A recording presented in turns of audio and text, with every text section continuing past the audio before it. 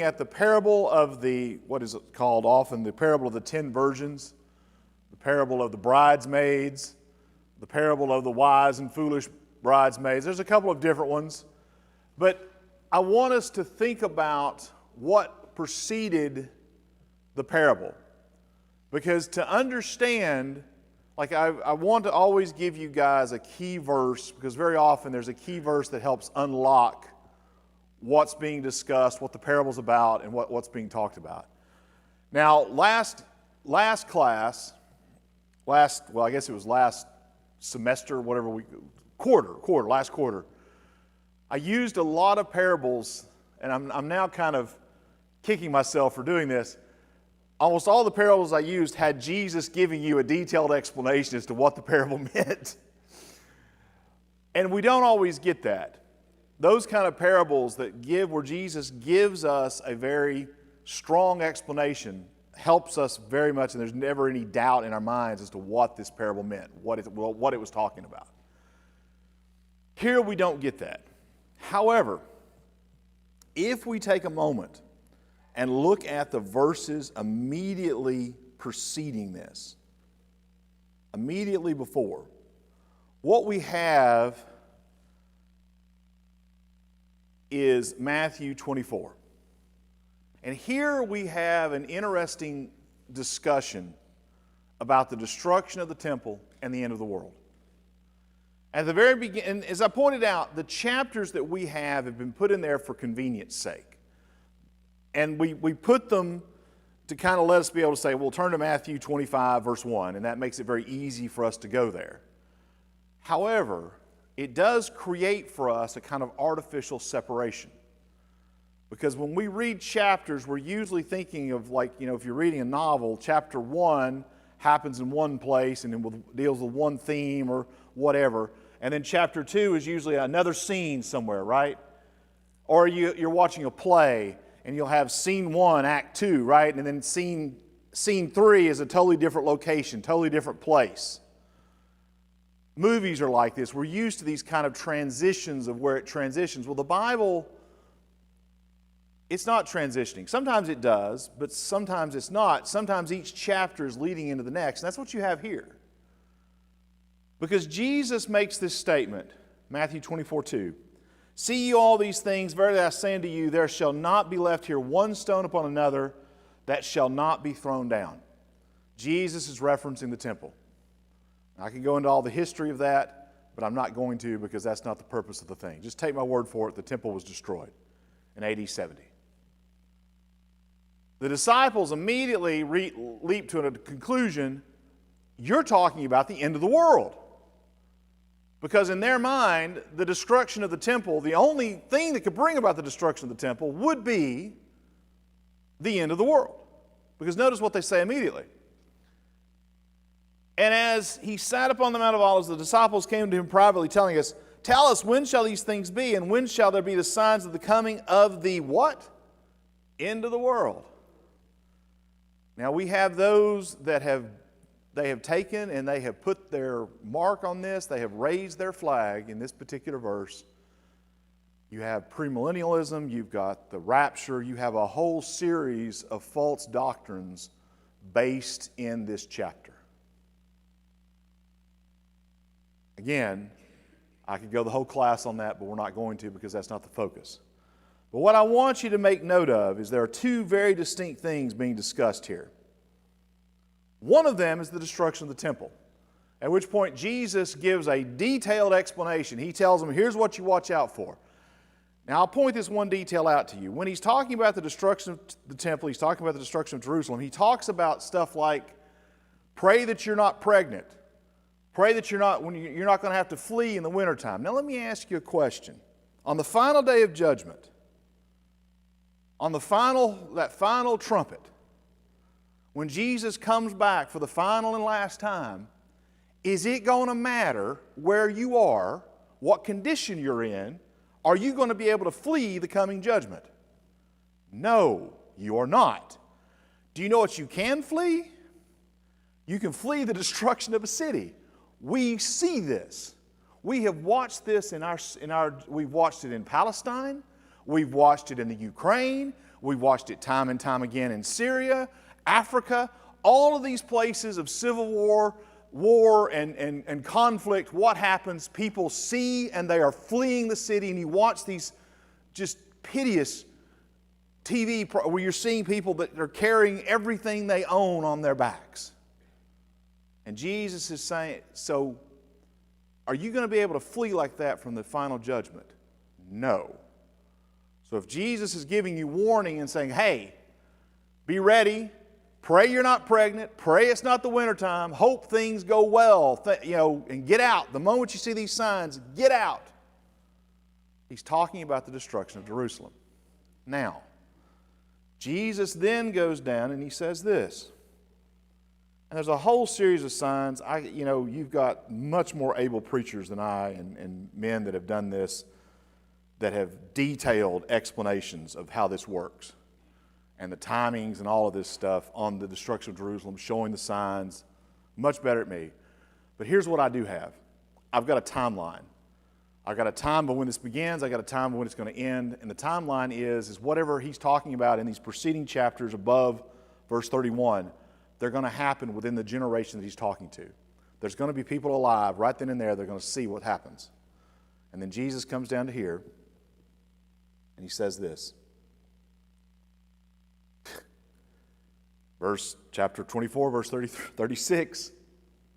And he says, but of that day and hour knoweth no man. No, not the angels of heaven, but my Father only. That's the end of the world, the final judgment. Now, I take this time to point this out to you because then the parable that comes immediately after is this. And it is connected. And it's helping to explain what he's talking about. Notice he says, then shall.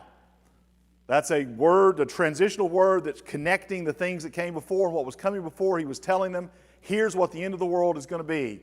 There's no signs. Nobody knows when it's going to be. No one knows when it's going to come. There's going to be no warning of this. So what must you do? Then shall the kingdom of heaven be likened unto 10 virgins which took their lamps and went forth to meet the bridegroom.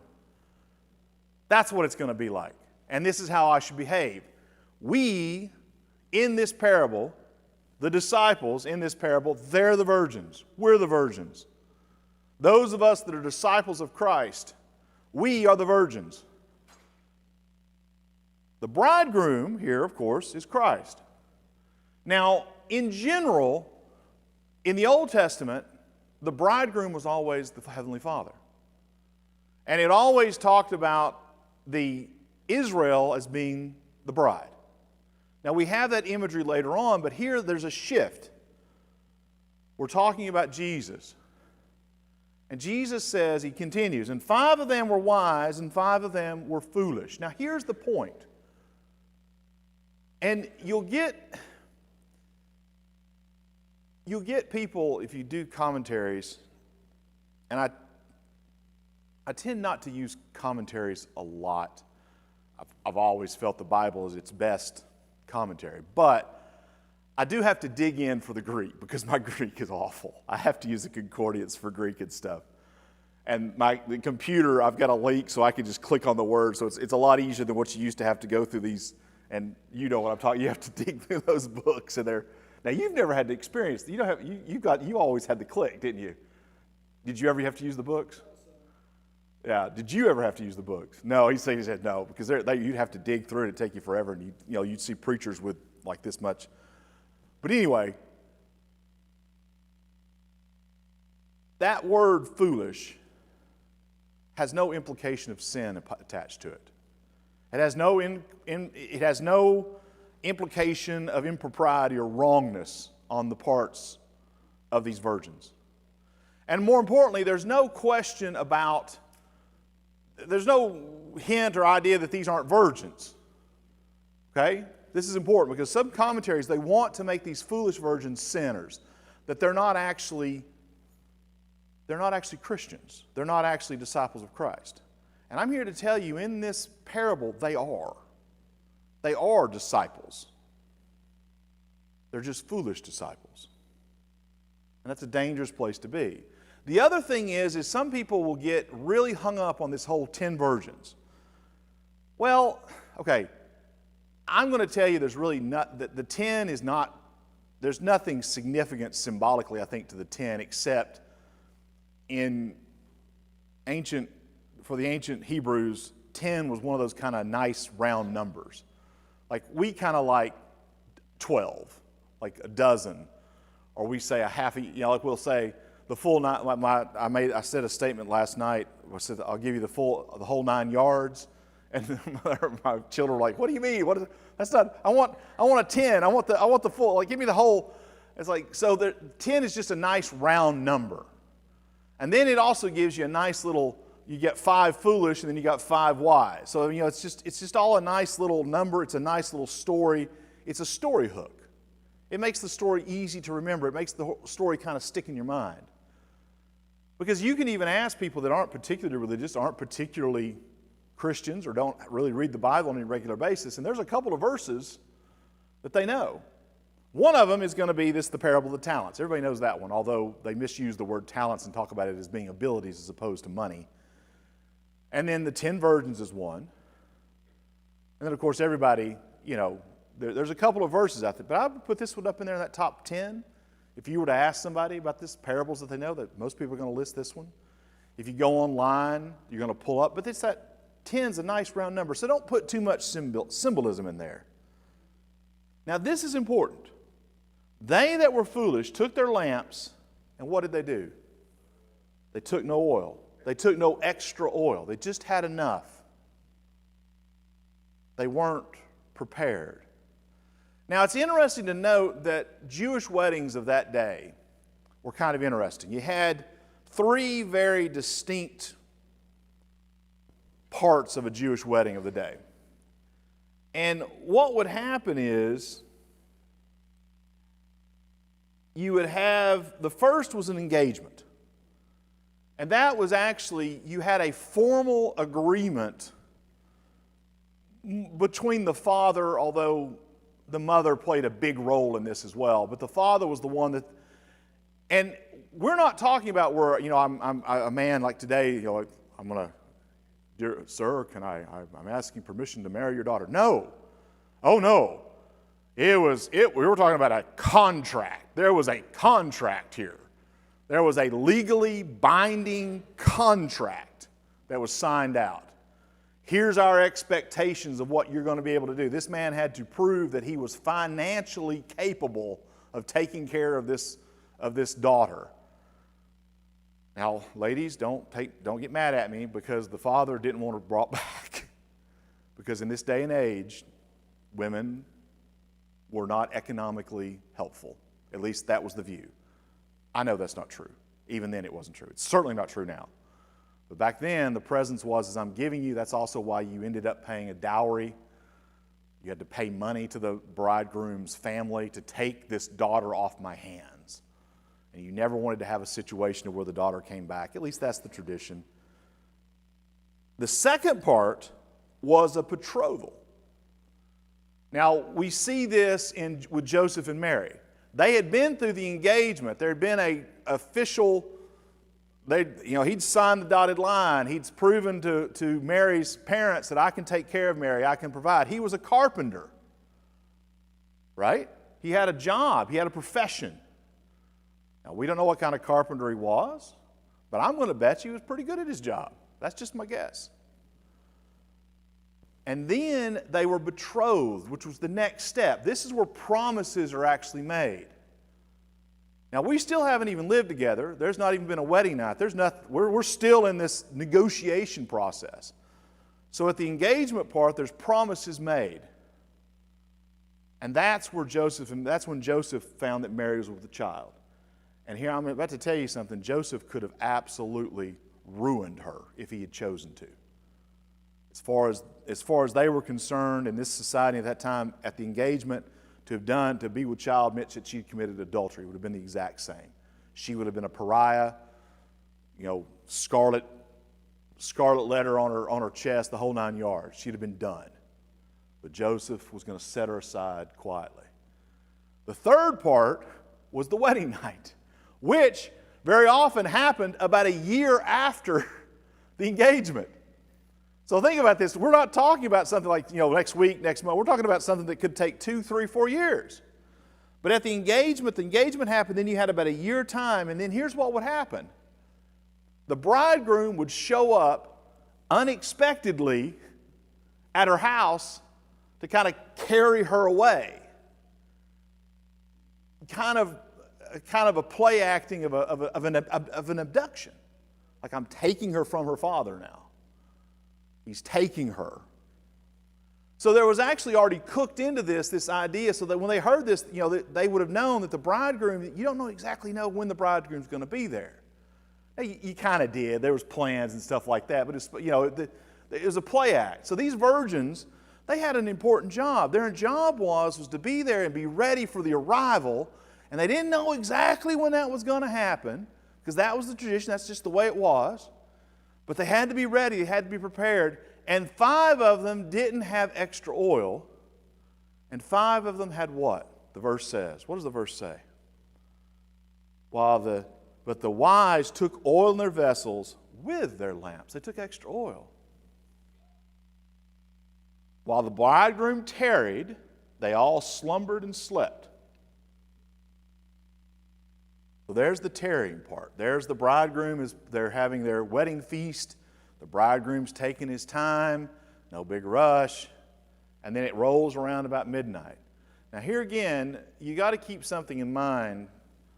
In that day and age, and in this, you see this sort of stuff in anywhere where you have heat and hot. We orient, and I'll be honest with you, as a Southerner, I've often wondered why we didn't do this, but I suspect we have the Puritans to thank for it. Like if you go to Spain, if you go to places in the Middle East and stuff like that, the big time stuff happens after the sun goes down because it's cool. It cools off. It gets comfortable. So you get out. So it would not have been an unusual thing to have had this be the way it would work.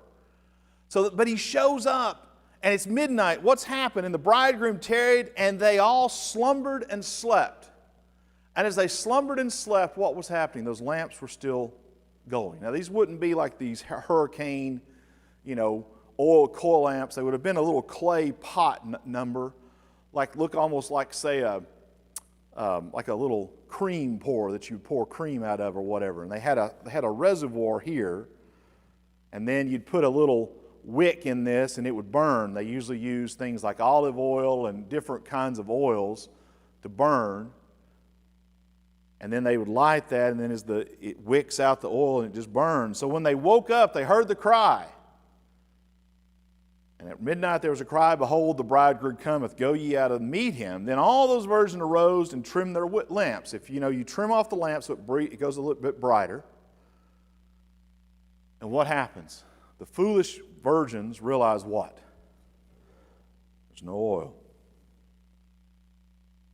And the foolish said unto the wise, "Give us of your oil, for our lamps are gone out." But the wise answered, saying, "Not so, lest there be not enough for us and you, but go ye rather to them that sell and buy for yourselves." Now I would point this out. The chances of them finding oil to buy at this time of night is not good at all. Why has this happened? And this is the thrust of the parable. Because keep in mind, what had he just talked about? Like I said, what had just been talked about just right before this? The destruction of Jerusalem and the final judgment, the final end of the world. And Jesus' main thrust here is you need to be prepared. You need to be prepared for both events. But the one that you really need to be prepared for, and always prepared for, is that final judgment. Now this is very, very interesting about the destruction of Jerusalem, AD 70. So you had a rebellion that occurred. Trajan comes down and he's attacking it, and then you have the revolution that happens back in Spain or back in Rome. You have a civil war that occurs. Josephus, supposedly a Jewish scholar, He gets arrested, he gets captured, and he's like, I saw my God has prophesied that you're going to be the next emperor. That's what Josephus said he did. Trajan gets pretty upset with him. Says, if you're lying, you're going to wish you'd never been born. He goes back, and the Jews go, hey, we won. Great. Secular history says that every Christian in Jerusalem fled because they'd seen the signs. They fled. Now, if that's true, we don't know.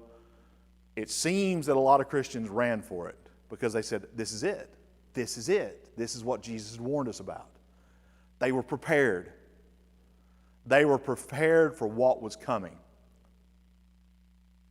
And you could argue that in this particular instance, the Jews that stayed were foolish because they said, oh, we're fine. Now, what happened is after he took the emperor, his son, he says, hey, son, Titus was his son's name, hey, you know what? Could you go take care of Jerusalem for me? And Titus says, I don't want to, Dad. I don't want to go.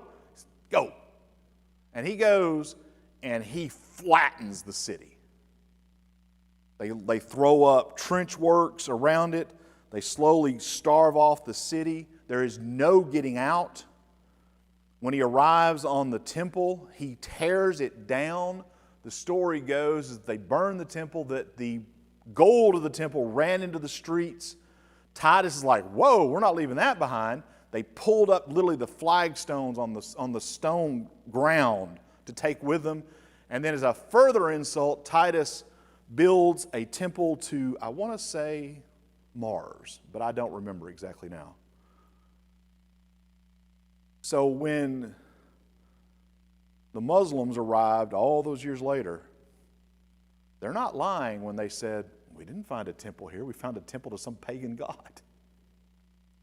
He left no trace. Supposedly, the only trace of the temple of Herod is what they often call the Wailing Wall. And if you've ever seen a picture of it, it's just like a wall that runs along a little side. That's it. That's all that Titus left behind. Jerusalem was run to the ground. The Romans did truly horrific things. And Titus comes back. I took care of it for you, Dad. We're good. There you go. They fled. But there's a more important judgment coming. There's a more important day coming that we as disciples need to be ready and prepared for. And notice,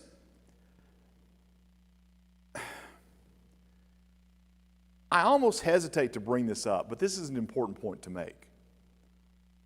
And this is, I can't share anymore. The wise virgins, the wise maidens make the point, we can't share our oil with you. We can't give you this oil because if we do, you're not going to have enough. And I'm not going to have enough, and there won't be any light for the bridegroom. There's a fallacy of thought called, you're throwing good money after bad. That sunk cost fallacy is what they call it. So what happens is that I spend money or I spend time or I spend energy in a project, and it's not going well, and it just keeps pulling resources. But because I've already spent so much resources in this, I keep dumping resources. And then because I spent so many resources, I keep dumping them, then they keep going away and it keeps being wasted. But then because you get the point. So these wise maidens are avoiding this whole fault of saying, look, we would love to help you, but we can't.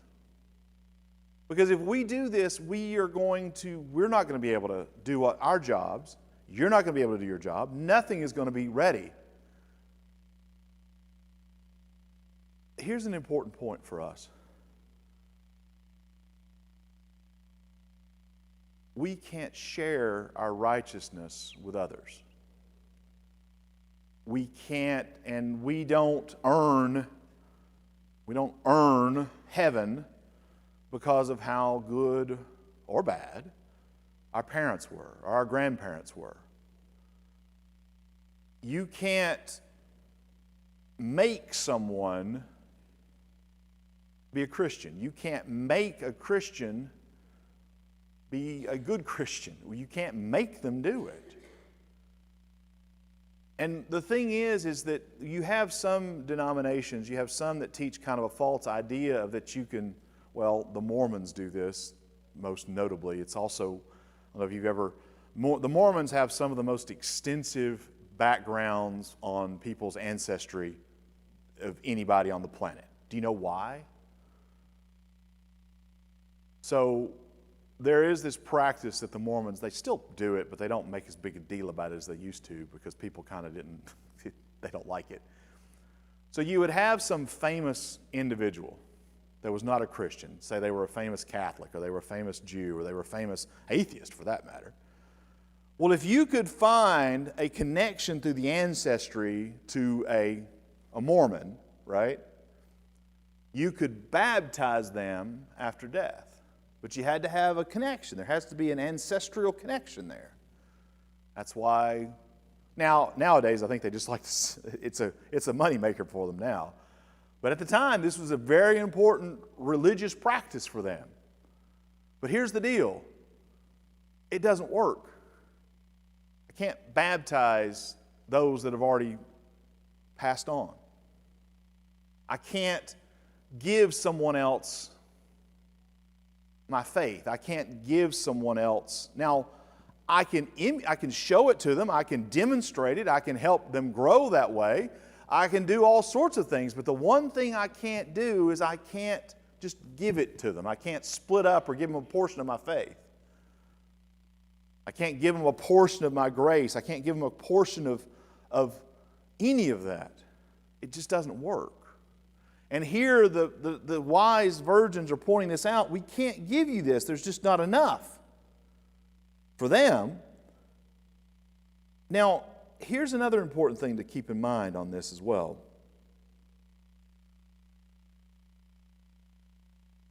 Notice this. And while they went to buy, the bridegroom came, and they that were ready went in with him to the marriage. And what? And the door was shut. Now, in this day and age, very often you had the way their homes were designed, you had a kind of a walled in area. And then inside you kind of had this, I don't know, you would call it almost a patio or an entryway that was kind of broad and wide. They were really well designed. Very often they were designed to pull in nice breezes, to create airways. They really thought about these things. But that main door, when it was shut, it was barred, because we don't think about this all that much, but it was not unusual for people to have to have an army of bandits come down and raid your cities. It wasn't unusual to one moment everything was hunky-dory, and then a couple of days later, the king in the neighboring city has decided, hey, you know what? I'm just going to invade today. We don't, like here in America especially, when was the last major military conflict we had? Think about it. And I don't mean where we fought in a war. I mean where it happened on our soil. Anybody know? Oh, come on. The Civil War, people. 1968. Now, you did have a small invasion of German spies that happened at the beginning of World War II where they tried to infiltrate into America. They were caught quite quickly.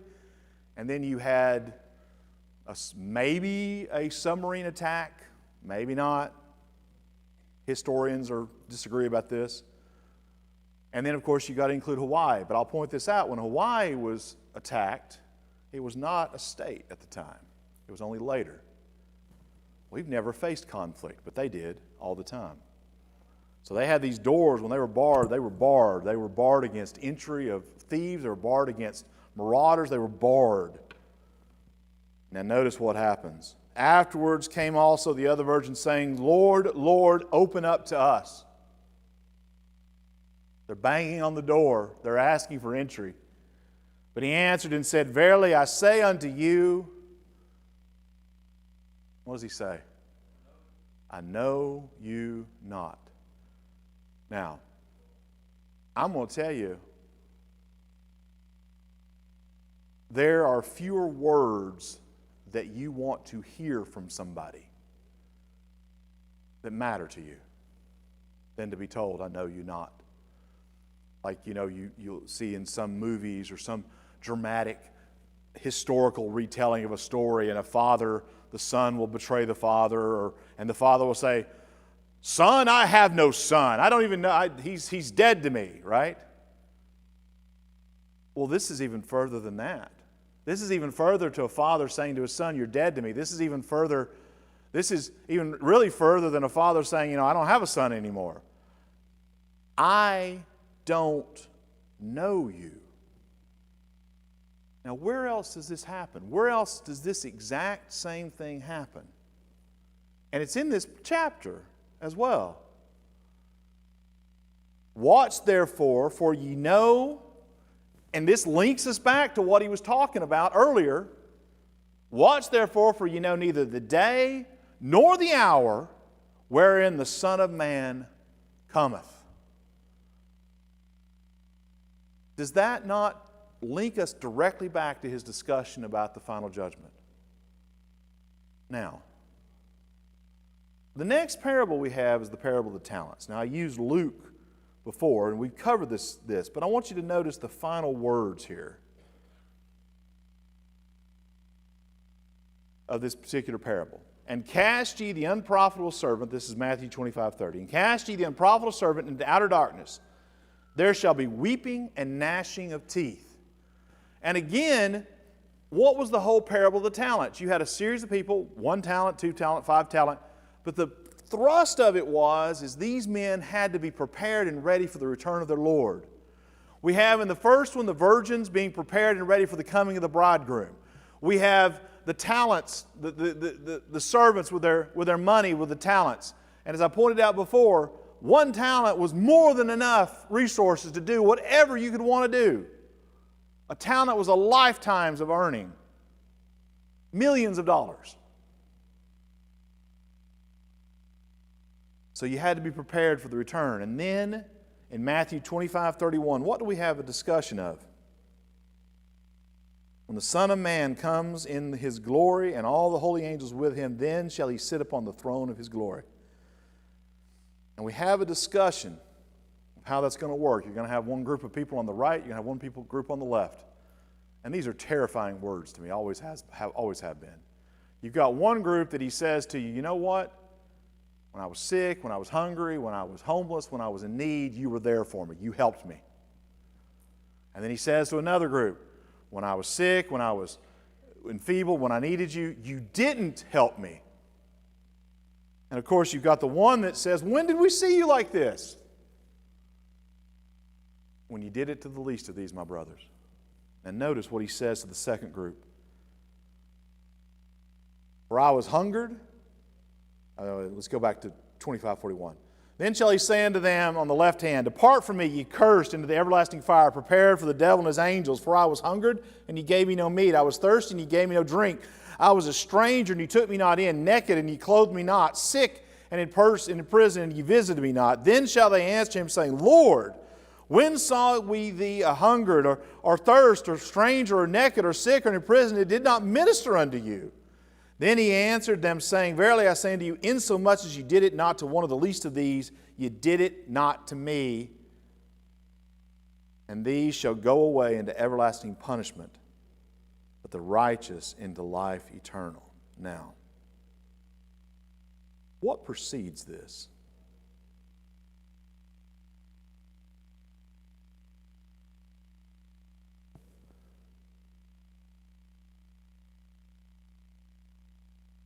What precedes this? It's these two other parables. These two other parables telling us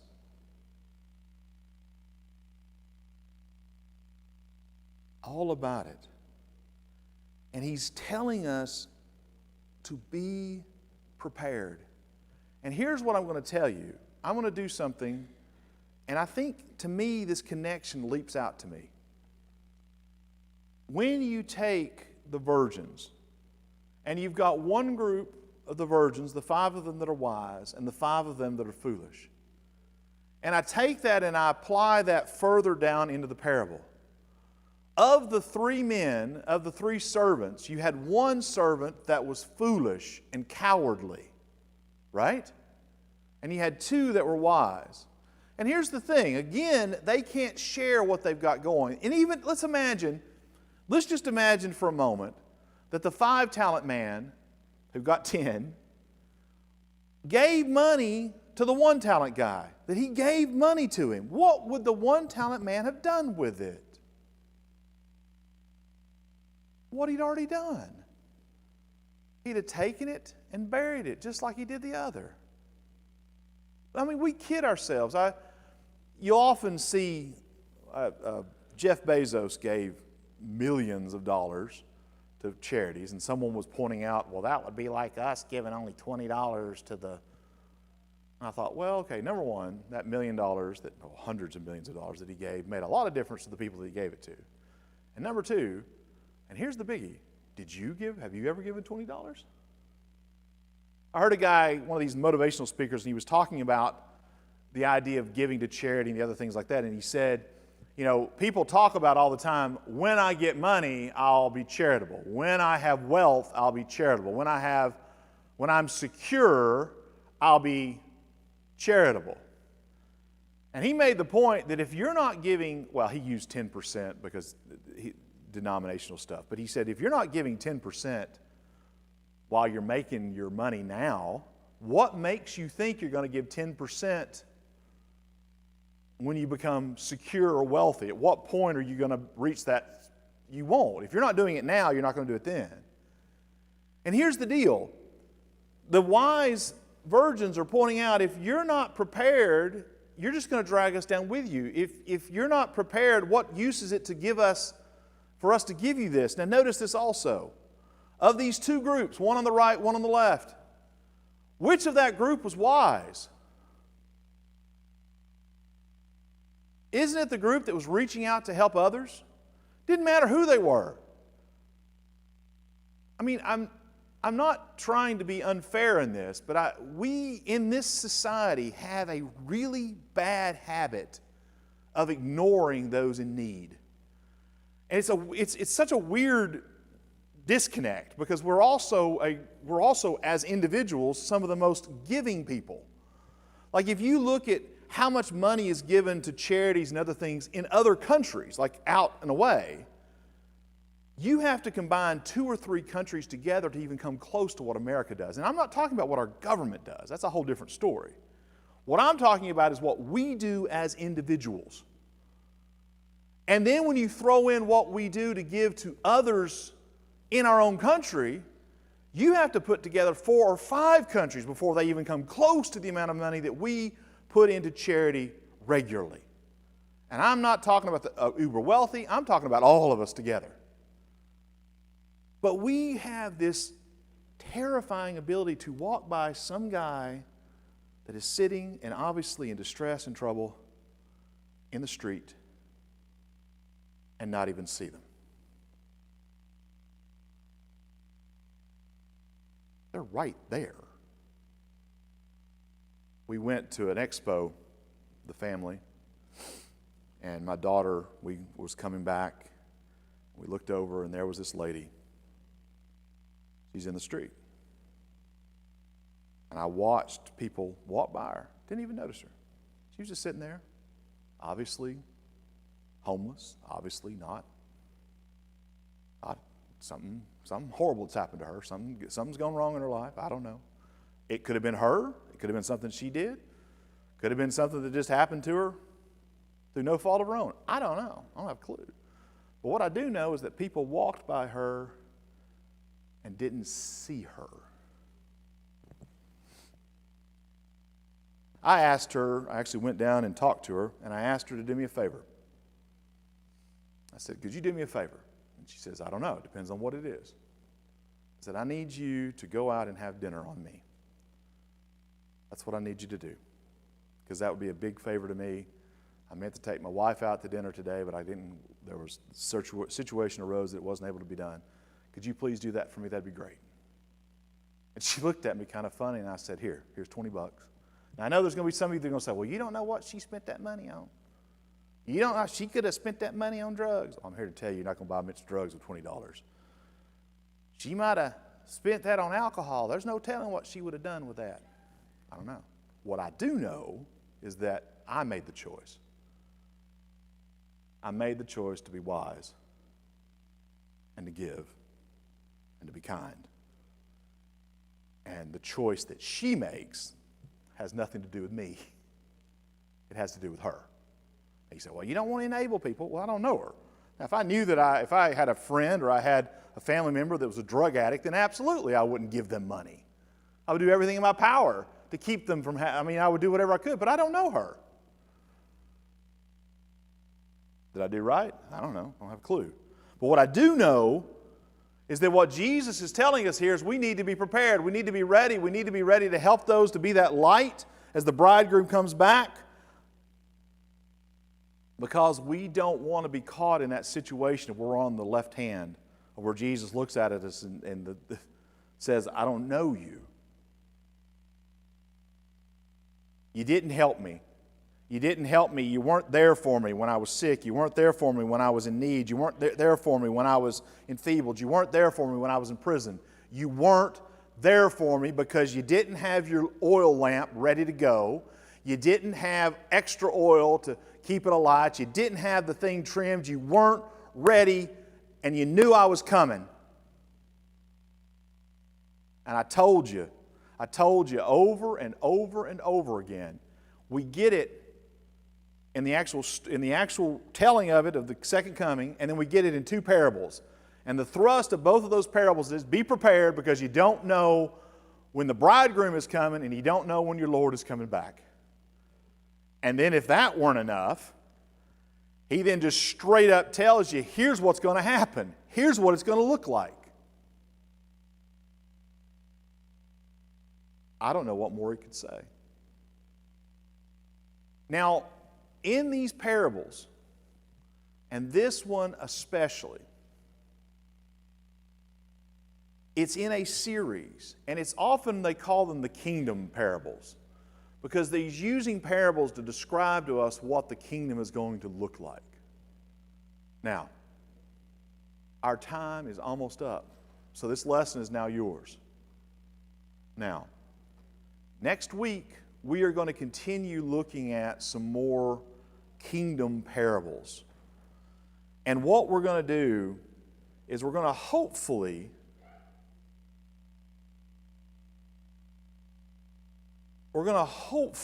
be able to get a better idea of what we're looking at. So what I want you to look at is Matthew 13:47. This is the parable of the nets, the parable of the fish. And if I'm really lucky, I might get, is it John Tatum? John Tatum that always does, there's a sea, and he's got the fish in the hands of the man. Maybe get John to do that song for us. No, probably not, because I know I can't do it. But go ahead and look at that particular parable, and this is one of the kingdom, and it starts this way. Again, the kingdom of heaven is like unto a net that was cast into the sea and gathered of every kind. So that's our next parable. Again, thank you guys. Thank you for your time. Thank you for your attention.